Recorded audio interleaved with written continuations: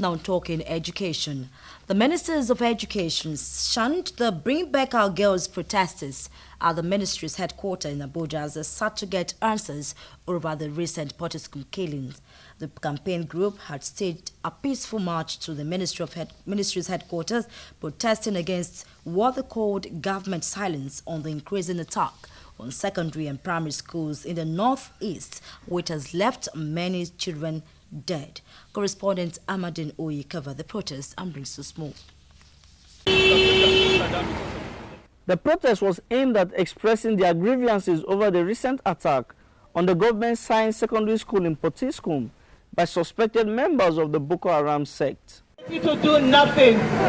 The protest became emotion-laden as the protesters broke into tears, claiming over 40 of the Potiskum students were killed and many more sustained injuries. They called for both ministers of education to explain government's plan of action to forestall future attacks on primary and secondary schools in the north. What do you tell a parent? What do I tell the Potiskum parent? That I, as a Nigerian, I failed them. I failed them, you failed them, I failed them, the government failed them. Is that fair? It's not.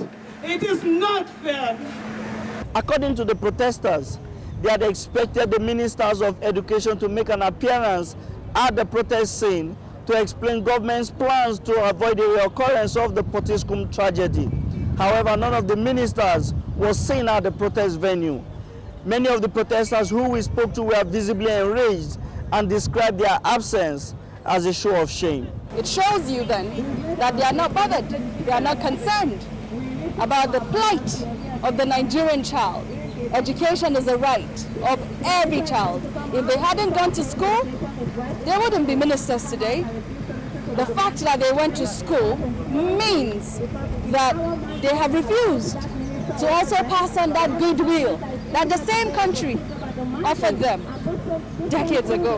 Well, we're not surprised. It's part of the impunity in the country where leaders think they are semi-gods and the followership is just it's just to be discountenanced. Once they get into position of authority, they don't feel responsible. They don't feel that they owe anything to the people they are leading. And this has truly manifested today, and I'm not surprised. The protesters read their letter to the Minister of Education asking for increased presence of security in schools across the country. Reporting from Abuja, Amadin Uyi, STV News.